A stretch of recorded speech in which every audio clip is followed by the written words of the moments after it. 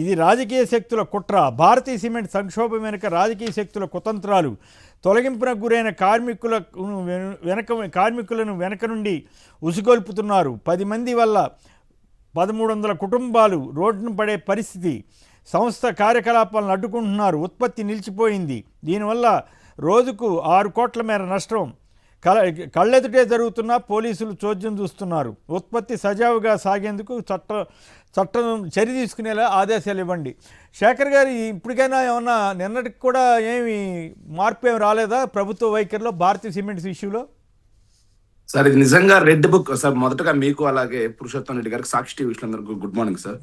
Red book అరాచకాలిక పరాకాష్ట sir. ఇది ఒకవైపు ఏమో పెట్టుబడులకు స్వర్గధామం ఏపీ అంటారు సార్, బ్రాండ్ ఏపీ అంటారు, విశాఖ ఇప్పుడే చదివాను కదా, విశాఖలో పెట్టుబడుల సదస్సు కోసం చెన్నై వెళ్తున్నారంట, రోడ్ షోలు చేస్తారంట. సో ఆ రూపంలో ఖర్చు పెడుతున్నారు మళ్ళీ. సార్, ఎంత దుర్మార్గం అంటే ఆల్రెడీ 17 సంవత్సరాలుగా ఉంది. 15,000 కుటుంబాలు ప్రత్యక్షంగా పరోక్షంగా ఆధారపడి ఉన్నాయి సార్ భారతీయ సిమెంట్స్. ఆ భారతీయ సిమెంట్స్ కి గత వారం రోజులుగా సార్ ఏదైనా భారతీయ సిమెంట్స్ లో వైలేషన్స్ ఉన్నాయనుకో సార్, గవర్నమెంట్ నోటీస్ ఇవ్వాలి, వాళ్ళు సమాధానం చెప్పుకుంటారు. కానీ తెలుగుదేశం పార్టీ గూండాలు ఆపడం ఏంటి సార్? ఇది ఎక్కడైనా చరిత్రలో చూసాం మనం. వీళ్ళు అధికారంలోకి వచ్చిన తర్వాతే సార్ కింగ్ ఫిషర్ ఫ్యాక్టరీకి సంబంధించి మాకు కాంట్రాక్ట్ ఇకపోతే ఆపేస్తామని ఆపేస్తారు sir. Kingfisher beer factory శ్రీకాకుళంలో రణస్థలంలో సార్. తర్వాత ఇంకో పక్క చూస్తే అల్ట్రాటెక్ సిమెంట్ ఆపేస్తారు సార్. బూడిద కోసం కొట్టుకుంటారు సార్.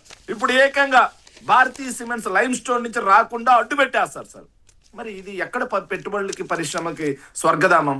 నేను అడుగుతున్నాను సార్, ఇంతకు ముందు ఏదైతే మేము అధికారంలో ఉన్నప్పుడు పొల్యూషన్ కంట్రోల్ బోర్డ్ నామ్స్ కి వ్యతిరేకంగా లెడ్ కలుస్తుంది, గ్రామాలు కంటామినేట్ అయిపోతున్నాయి, గ్రామాలు విషతుల్యమైపోతున్నాయి అని చెప్పేసి అమర్ రాజా ఫ్యాక్టరీకి నోటీస్ ఇచ్చాం సార్.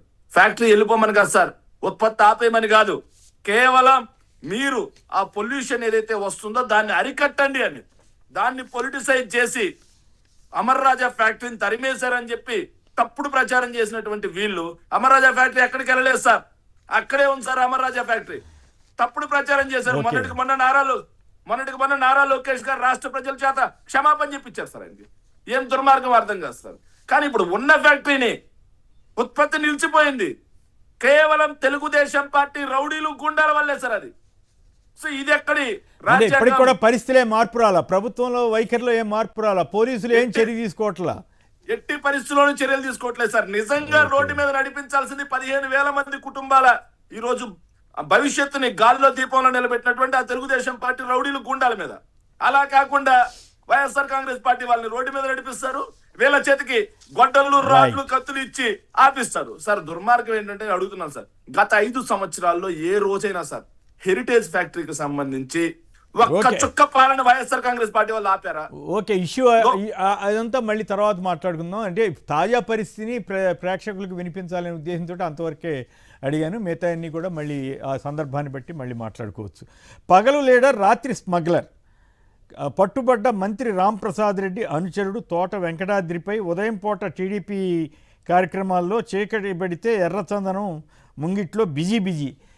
ఒక పక్కేమో ఈ పరిస్థితి, రెండో పక్కేమో టీడీపీ వాళ్ళే ఇట్లా స్మగ్లింగ్ అవుతున్నట్లుగా పొరపాటున వైసీపీ వాళ్ళు ఎవరన్నా ఇట్లాంటి వాటిలో ఉన్నట్లు తెలిస్తే కూడా విపరీతమైన ప్రచారం చేసేవాళ్ళు అసలు ఎక్కడ మాట్లాడట్లేదు కదా. పురుషోత్తం రెడ్డి గారు మీరేమంటారు ఈ దీని మీద? బేసిక్గా జర్నలిస్ట్ గా మీకు తెలుసు, అక్రమాలు ఎవడు చేస్తాడు, పవర్ ఉండేవాడు చేస్తాడు.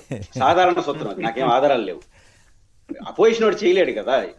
జనరల్ గా ధైర్యం ఎవరికి వస్తుంది, తెగింపు ఎవరికి వస్తుంది అంటే ఆ పవర్ ఉండేవాడికి వస్తుంది. 99%, 1% మినహాయింపు ఉండొచ్చు.